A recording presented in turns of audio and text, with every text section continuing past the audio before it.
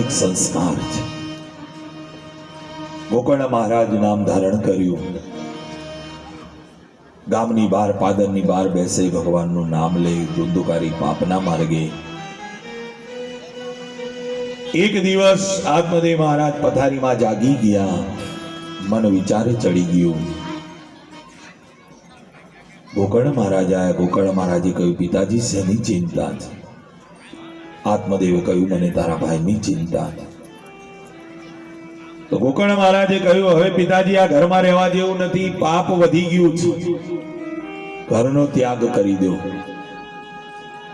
ધર્મમ ભજસ્વ સતતમ ત્યજ લોક ધર્માન સેવસ્વ સાધુ પુરુષાન જય કામ તૃષ્ણામ અન્ય સહસ્રચરણ શ્રવણ સ્વગાદી પ્રાણ નમો ભગવતે પુરુષાય તુભ્યમ.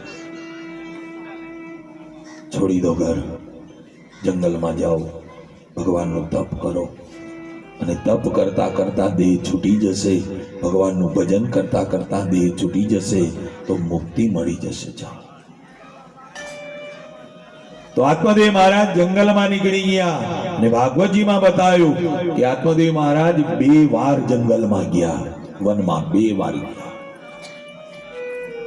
એક પુત્ર નતો, દીકરો નતો, તો દીકરા માટે ગયા. અને બીજું દીકરાના દુઃખથી ગયા. 2 વાર ગયા, દીકરાના દુઃખથી ગયા. દીકરો, પુત્ર. ભાગવતજીમાં લખ્યું છે, પુત્ર કોને કહેવાય? કો નામ પુત્ર. પુત્ર કોને કહેવો? દીકરો કોને કહેવો? તો ગરુડ પુરાણની અંદર એવું લખ્યું છે કે 84 પ્રકારના નર્ક છે. અને 84 પ્રકારના નર્કની અંદર પૂન નામનું એક નર્ક છે. અને એ પૂન નામના નર્કની અંદર બધાના પિતૃઓનો નિવાસ હોય. બધાના પિતૃઓ રે પૂન નામના નર્કની અંદર. તો જે પુત્ર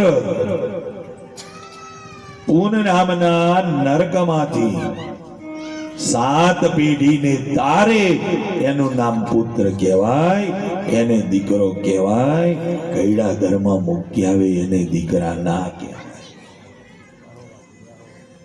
એને થોડા દીકરા કહેવાય. સમય બહુ ખરાબ ચાલી રહ્યો છે. કળિયુગનો પ્રભાવ ભજવાઈ રહ્યો છે. ચારે બાજુ જોઈ રહ્યા છીએ. માતૃદેવો ભવ, પિતૃદેવો ભવ, આચાર્ય દેવો ભવ, અતિથિ દેવો ભવ. માતા પિતા એ દેવ સમાન છે. એની અવગણના કોઈ દિવસ ન કરો. આત્મદેવ મહારાજ જંગલમાં ગયા, ભગવાનનું ભજન કરવા લાગ્યા. ભજન કરતા કરતા દેહ છૂટી ગયો, મુક્તિ મળી ગઈ. ગોકર્ણ મહારાજને થયું, આ ઘરમાં પાપ વધી ગયો, હવે મારે રહેવું નથી. ગુરુજીને ત્યાં જવું, શાસ્ત્ર ભણવું, શાસ્ત્રનું પઠન કરવું. ગોકર્ણ મહારાજ ગુરુજીને ત્યાં ચાલ્યા. ઘરમાં 2 જ રહ્યા, માં દીકરો ધુંધલી અને ધુંધુકારી. એક દિવસ ધુંધુકારી જુગાર રમવા ગયો. જુગારમાં ઘણા બધા પૈસા હારી ગયો. ઘેર આવ્યો. ઓસરીમાં એની માં ધુંધલી બેઠી હતી. આવતાની હાથે લાત મારી, બતાવ ધન ક્યાં છુપાયું છે, પૈસા ક્યાં હંતાડ્યા છે, મને આપી દે. અને એમ કરી ધુંધુકારીએ ધુંધલીને લાત મારી, માને લાત. આત્મા જાગી ગયો ધુંધલીનો. હા, દીકરાના હાથનો માર ખાવો એના કરતા તો મોતને વાલું કરી દઉં. આંગણામાં કૂવો હતો, કૂવામાં રાત્રે પડતું મૂકી દીધું. બે રહ્યા હોય તો એકલો ધુંધુકારી રહ્યો. મન ભાવે એવા પાપ કરે, કોઈ કહેનારું રહ્યું નહીં. 2-4 ગુણિકાઓને લાવી વિલાસી જીવન જીવે. એમાં એક દિવસ ગુણિકાઓ સરોવરમાં નાવા ગઈ, અને એ સરોવરની અંદર રાજાની કુંવરી નાવા આવી હતી, સ્નાન કરવા. સોનાના બધા દાગીના પહેરેલા. ગુણિકાઓ ઘેર આવી ધુંધુકારીને વાત કરી કે આજ રાતે ચોરી કરવા જાઓ તો રાજાના ખજાને ચોરી કરો, અને રાજાની કુંવરી જે સોનાના દાગીના પહેરીને લાવી હતી એ લાવીને મને આપી દો. ધુંધુકારી ચોરી કરવા ગયો, બધા દાગીના લાયો, આપી દીધા ગુણિકાઓ. પણ ગુણિકાઓએ વિચાર કર્યો કે આ તો રાજાના ખજાનાના દાગીના સોનાના, સિપાહીઓ આવશે, પકડીને ધુંધુકારીને લઈ જશે, સાથે આપણું પણ નામ આપી દેશે. તો ધુંધુકારીને મારી નાખો. રાત્રે ધુંધુકારી સૂતો તો કોઈ દોરડાથી બાંધ્યો, કોઈ પગ દબાવે, કોઈ ગળું દબાવે, પીઠ દબાવે, પણ ધુંધુકારીનો જીવ નતો જતો. તો સળગતા કોલસા લાયા, અને સળગતા કોલસા લાવી ધુંધુકારીના મોઢામાં મૂક્યા. સળગતા કોલસા ધુંધુકારીના મોઢામાં મૂક્યા, ધુંધુકારીનો જીવ ગયો. રીબાતા રીબાતા કમોતે મોત. પેલી ગુણિકાઓ ધન લઈ અને એના સબને એના ઘરમાં દાટીને જતી રહી. કમોતે મોત હતું. લે એનો આત્મા ભટકવા માંડ્યો, પ્રેત અવસ્થામાં આવ્યો. ગોકળ મહારાજ ગુરુજીને ત્યાંથી ભણીને આયા. ગામમાં હામૈયા ત્યાં ગોર મહારાજના દીકરા છે, શાસ્ત્ર ભણીને આયા છે. હામૈયા ત્યાં સાંજનો સમય હતો. ગામના આજુબાજુ બેસી ગયા. ગોકળ મહારાજને કહ્યું, તમે જે શાસ્ત્ર ભણીને આયા એ શાસ્ત્રની કથા કહો. ગોકળ મહારાજે કહ્યું, સાંજ પડી ગઈ છે, સવારે બધા ભેગા થશું, જે કથા હશે એ કથા હું તમને કહીશ. બધા ચાલ્યા ગયા. ગોકળ મહારાજે ઘર ખોલ્યું, સાંજનું ભોજન આદિ લીધું, સૂતા. અને બરોબર મધરાત્રી થઈ ત્યાં પેલો પ્રેત આવ્યો, રડવા માંડ્યો. ગોકળ મહારાજે કીધું, આ તો બ્રાહ્મણનું ઘર છે, અહીં તો યજ્ઞાદિ થયા હોય, પૂજા પાઠ થયા હોય, ધર્મ ધ્યાન થયું હોય, તો આ રડી રહ્યું છે કોણ છે? જે હોય સામે આવો. જોયું તો પ્રેત ભાઈ. ગોકળ મહારાજે કહ્યું, મારો ભાઈ પ્રેત અવસ્થામાં કેવી રીતે બન્યો? તો ધુંધુકારીએ કહ્યું, ભાઈ મને આ પ્રેત અવસ્થામાં બહુ દુઃખ પડે છે, મને છોડાવો. ગોકળ મહારાજે કહ્યું, જ્યાં અત્યારે ચાલ્યો જા, સવારમાં કંઈક રસ્તો કરીશ.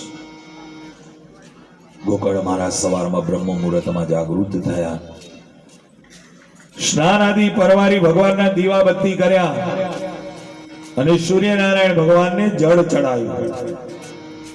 સૂર્યનારાયણ ભગવાનને જળ અર્પણ કર્યું અને બે હાથ ઊંચા કરીને કીધું સૂર્યનારાયણ ભગવાનને કે મારો ભાઈ પ્રેત અવસ્થામાં છે અને મારે મારા ભાઈને પ્રેત અવસ્થામાંથી છોડાવવો છે, તો કેવી રીતે છોડાવો? તો સૂર્યનારાયણ ભગવાને ગોકર્ણને કહ્યું કે તું તારા ભાઈને ભાગવતજીની કથા સંભળાવ, અને જો તારો ભાઈ ભાગવતજીની કથા સાંભળશે તો તારા ભાઈને મુક્તિ મળી જશે. સૂર્યનારાયણ ભગવાને કીધું. એટલે ગોકર્ણ મહારાજે ભાગવતજીની કથાનું આયોજન કર્યું. પોથી લાયા, વ્યાસપીઠ ઉપર મૂકી, પોતે કથા વાંચવા બેઠા. બરોબર કથાની શરૂઆત થઈને પેલો ધુંધુકારી પ્રેત આવ્યો. પણ ક્યાં બેસું વિચાર કરે તો વ્યાસપીઠની બાજુમાં એક લીલો વાંસ હતો. લીલા વાંસની ગાંઠ ઉપર બેસી ગયો. પહેલા દિવસની કથા સાંભળી. સાંજે થાળ આરતી પ્રસાદ થયા, લીલા વાંસની પહેલી ગાંઠ ફાટી ગઈ. બીજા દિવસની કથા શરૂ થઈ, બીજે ગાંઠ ઉપર આવીને બેસી ગયો. બીજા દિવસની કથા સાંભળી, બીજા દિવસે બીજી ગાંઠ ફાટી ગઈ.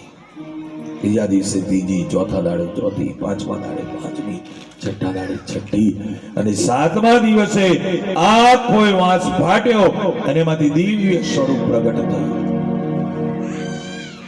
ભગવાનના પાર્ષદો આવી અને ધુંધુકારી પ્રેતને હાથ પકડીને લઈ જાય સ્વર્ગ. પ્રેત અવસ્થા હતી, પણ છતાં એને ભાગવતજીની કથા સાંભળી તો એને સ્વર્ગ મળ્યું, મુક્તિ મળી. 10 પ્રકારના અપમૃત્યુ ભાગવતજીના મહાત્મામાં લખ્યા છે. 10 પ્રકારના અપમૃત્યુ. કે આ 10 પ્રકારના અપમૃત્યુમાંથી કોઈનો જીવ જાય તો એ પ્રેત અવસ્થાને પામે છે. 10 પ્રકારના. કોઈ એક્સિડન્ટમાં મૃત્યુ પામ્યું હોય, કોઈ દવા પીધી હોય, કોઈ ગળે ફાંસો ખાધો હોય, કોઈ અગ્નિ સ્નાન કર્યું હોય, કોઈ દિવાલ પડવાથી મર્યું હોય, કોઈને સર્પદંશ થયો હોય, કોઈ પાણીમાં ડૂબીને મૃત્યુ પામ્યું હોય, કોઈ સ્ત્રી પ્રસૂતા સમયે મૃત્યુ પામી હોય. તો આવા 10 પ્રકારના અપમૃત્યુ છે. અને આવા 10 પ્રકારના અપમૃત્યુ એટલે આપણી ગુજરાતી ભાષામાં કહીએ કમોતે મોત. કમોત. અને એવો કોઈ જીવ જાય તો એ પ્રેત અવસ્થાને પામે છે. અને એવા પ્રેત અવસ્થાને આ કળિયુગના અંદર મુક્તિ અપાવવાનું સાધન હોય તો એ ભાગવતજી છે. મુક્તિ દદાતી ઇતિ ભાગવત. એવા પ્રેત અને પિતૃઓને તારનારું જો કોઈ સાધન હોય તો એ ભાગવતજી છે. ભાગવત કથા. ભાગવતજીની કથાને વિરામ આપીએ. એ સમયે કોઈને પિતૃઓના ફોટા મૂકવા હોય, શ્રીફળ મૂકવું હોય તો આપણી કથાના આયોજક પૂજ્યપાદ રાધેશ્યામભાઈ બાપુ